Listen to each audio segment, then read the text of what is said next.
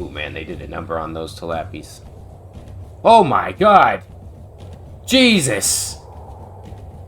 Jesus! I thought I was gonna get hit by that one.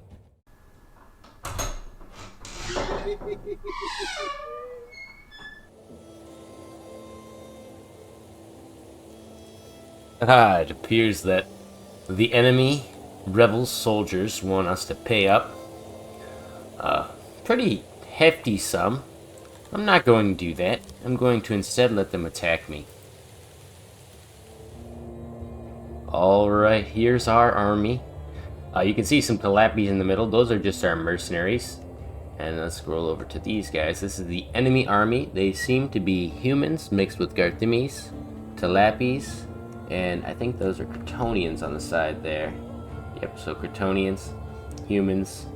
These look like Dundarians. Yep, there's a little bit of them. Tilapi. They're all unarmed for the most part. They all seem to be unarmed. Yeah, if I look closely at them, they're all unarmed. It said that they had some equipment. It might be that they had these catapults as equipment. I'm not sure, but they are unarmed. Little weaklings, not dwarves. There's barely any dwarves, but little chumps. And they've got a very consistent army. So we're going to actually put our mercenary boys on protection detail. And I know that seems surprising, and one thing I'm noticing is, why is this gentleman here on the corner not wearing armor? Everyone should have armor. I have enough armor in my city to arm all these guys. They all have falcatas, and there is one group in here, I think it's these guys, who have shields, bows, falcatas, and armor. So these are our elite troops. We're going to have them set up in the front line, and we're going to have them pepper the shit out of the enemy first. And then the other groups are going to pummel the hell out of them from the sides. We've got two good groups of 40% trained melee right here. Actually keep them like this. This is going to be the encirclement maneuver, the pincer maneuver. So we're going to set them up in a nice fashion here on the sides. This is going to be a cakewalk. I do not expect to lose anyone, if at all. I'm going to probably mop the floor with them. I hope. They'll turn their defensive stance off, because they don't need to be defensive. We will start the battle. They will immediately begin to pepper them. It's not a very straight line, I just realized, but it's okay. You guys should be at fire at will, and you have 30% range training, so I'm assuming that will make you attack fairly consistently. Did you just get hit by a catapult? I think you got hit by a catapult shot right there. Ooh, man, they did a number on those tilappies. Oh my god! Jesus! Jesus! I thought I was gonna get hit by that one. That one came in hot. Alright, we're going to pause. And we're gonna have our boys kind of mesh in here, actually. We're gonna have these two groups make a line. No. That's not what I want. I want you to make a line. We'll have them like that deep. And then these guys are going to form up over here just so they can keep pummeling the shit out of them with the arrows. Maneuver! Quick time! Love their outfits. I am really liking the new shot mechanics. As weird as they look, they're really interesting. So you can kind of see that the catapults are shooting more frequently than they used to be. Let's have their catapults being attacked by our catapults. Look at that, though. They're moving. They're actually getting there pretty efficiently.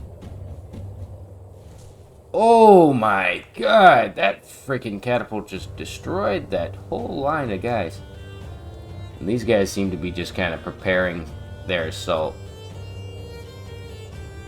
The way I see it is we're going to have a strong, our left flank, their right flank.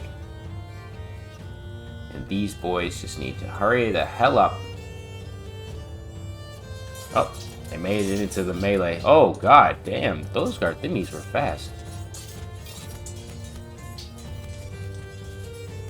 The battle commences. They just ran at this line and just got knocked over. Yeah, nobody got hurt. Nobody got hurt. Watch this one. Ah! God damn, look at the force. Matter of fact, why don't we have them in defensive formations? And then we'll have these guys maneuver over here. Have them fire on, blocked by the terrain.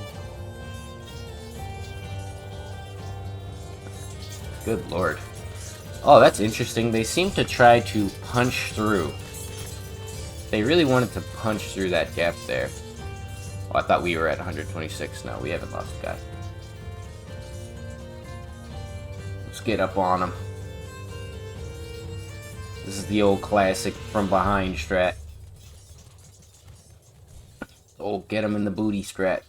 Let's actually have our mercenary group quickly run over here. Go, go, go. They're gonna go up into here and they're gonna attack this group. Come on, come on, come on. These guys are definitely very tired from all of the gear they carry on them. Have that line move in. Let's go.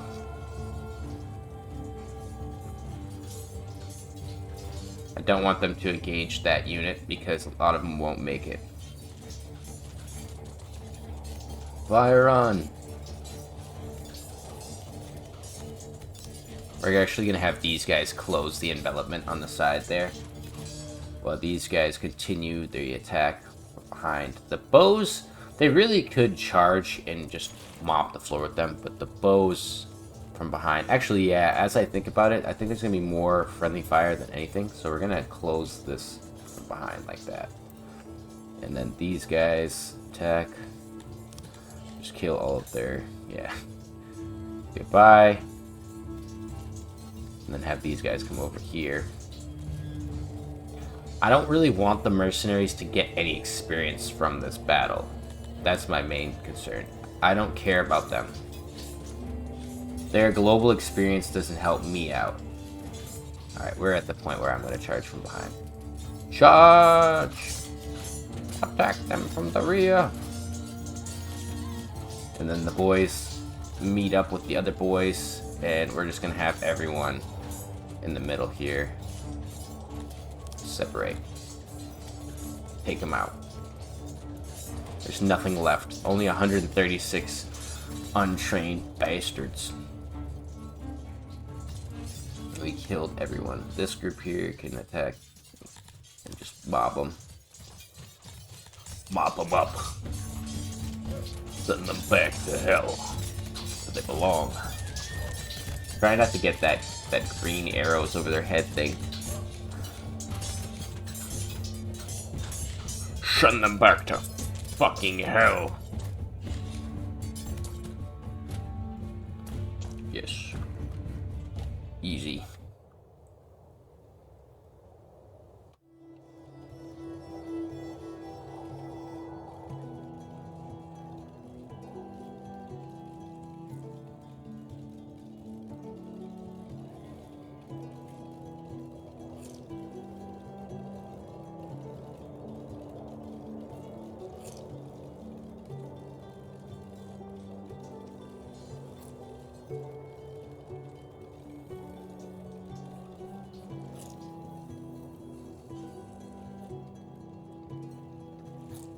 Hello and welcome.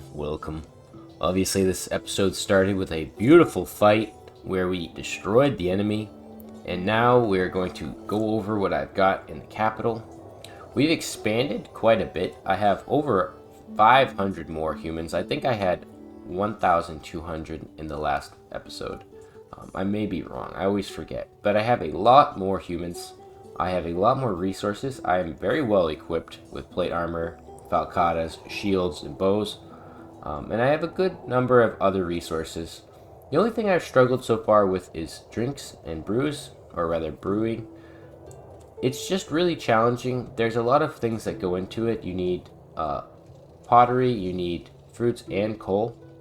Coal being cheap, you could get away with it. Technically, you could go the grain route and make it with grain.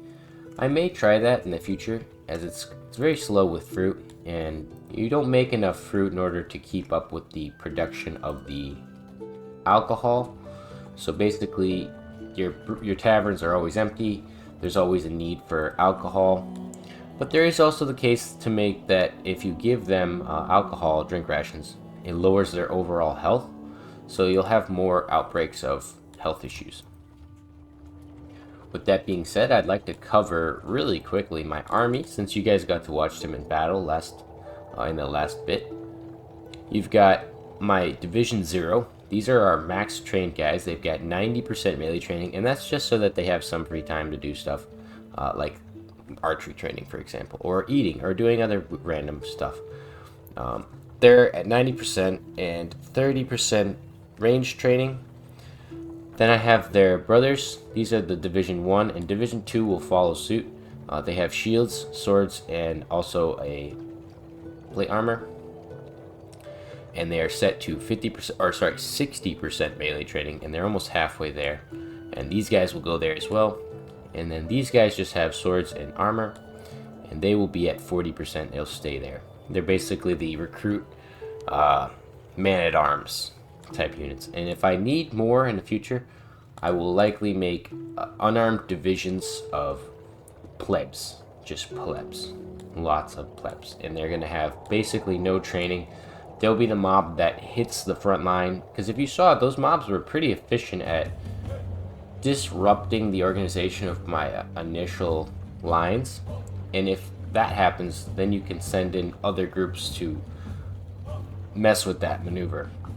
And basically, if we can collapse their lines and get through and around them, surround them from all sides, that would be useful. And I think those unarmed guys would be pretty good at it. But there is a case to be made as well that the humans that return to my city return so in a damaged state, and I think that's part of the reason why I got a lot of plate armor and falcatas. I think the game bugged and believed that I lost a lot of guys, when in reality I lost like 12 or 20, and it sent back lots of armor in return for what was lost.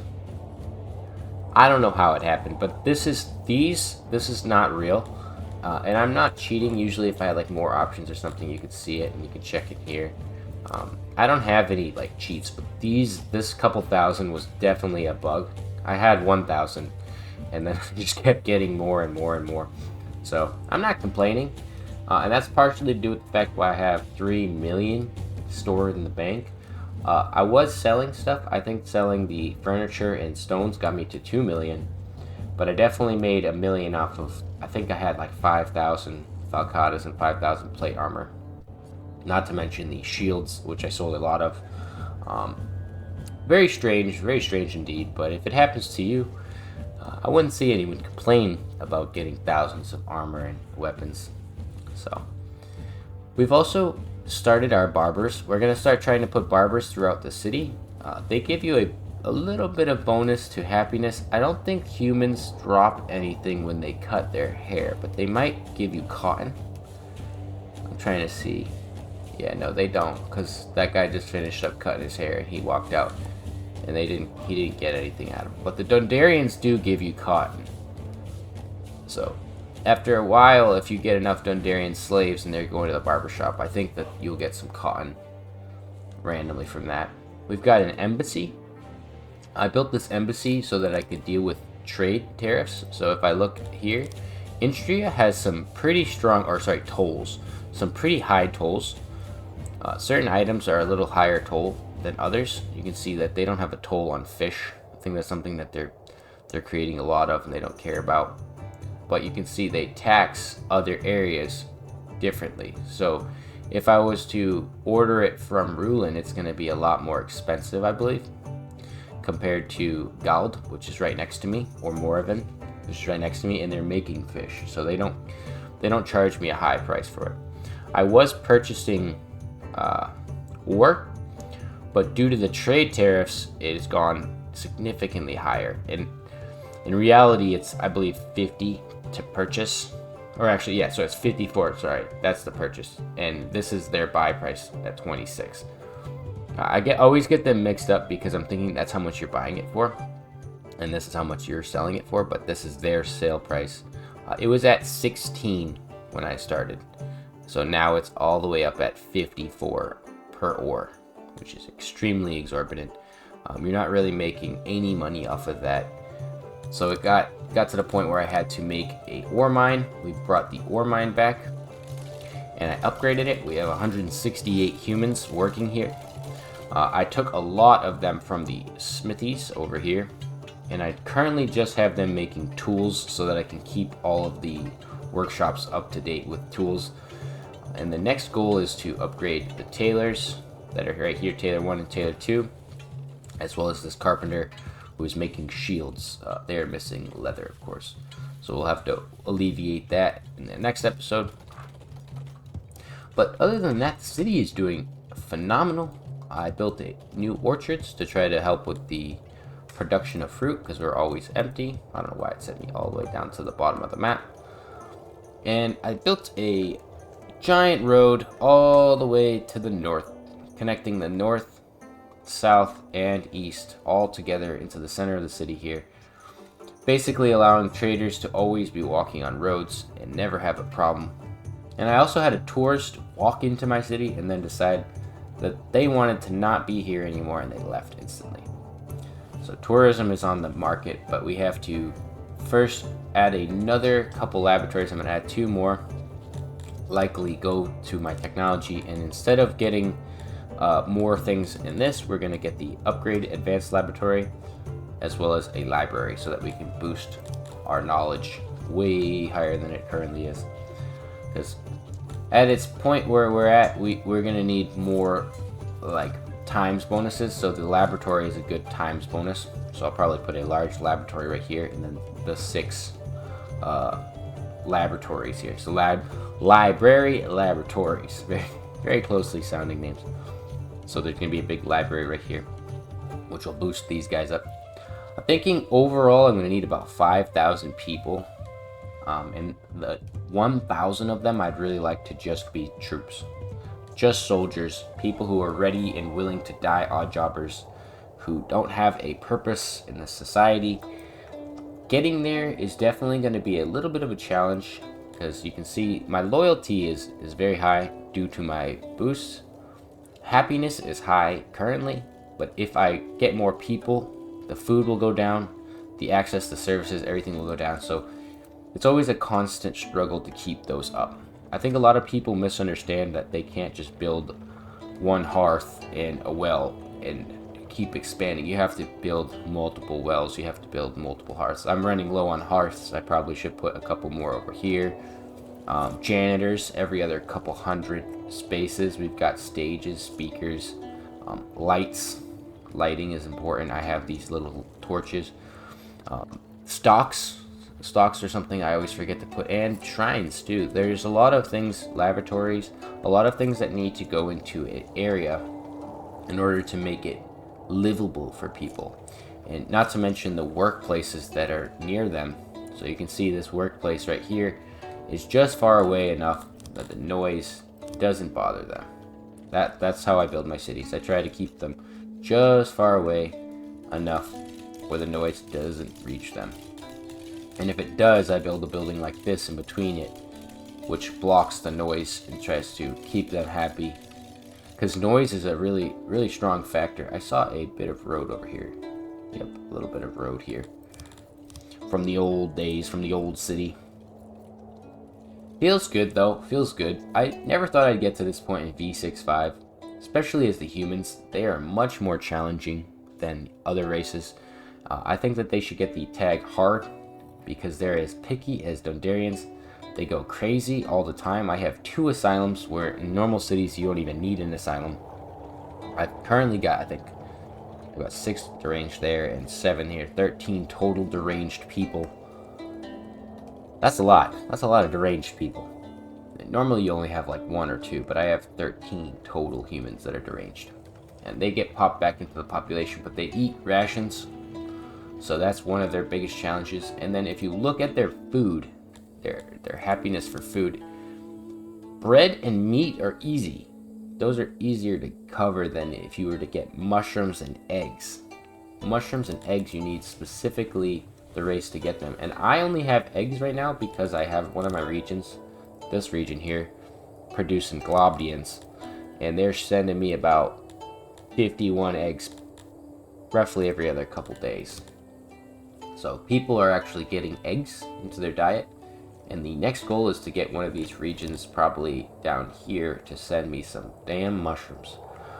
But in order to expand from where I am at, I'm going to continue to build my army. And I need to plan to challenge one of these 2 guys. Oops. Just kicked the shit out of my computer. I need to plan to challenge one of these 2 guys. Instria is my trade partner and they really like me. And I've sent emissaries. And I'll talk about the emissaries in a second. So in reality, we probably want to fight these guys. They've got a slightly average, little bit larger army than the other group. But if I'm not mistaken, this is how it works. They're either really well trained 80% guys with fucking swords and shields and armor, or they're a bunch of naked chumps. I'm willing to bet that they're actually well trained guys, 80% training. So in order to beat them, we're going to definitely need to make a giant mercenary army. And actually, let's check. If I was to buy all of these guys, because that's how I'm going to attack. I'm not going to... Oh, yeah, we definitely got that. So about $250,000. We buy this army. We march it over here. And we beat the heck out of them. I think in the next episode, I could very easily achieve that. And if I do it right and I attack Namak, things should go well. The last thing I did want to go over is emissaries. If you look, I have 12 emissaries in my embassy. I sent them all here to give him some flattery.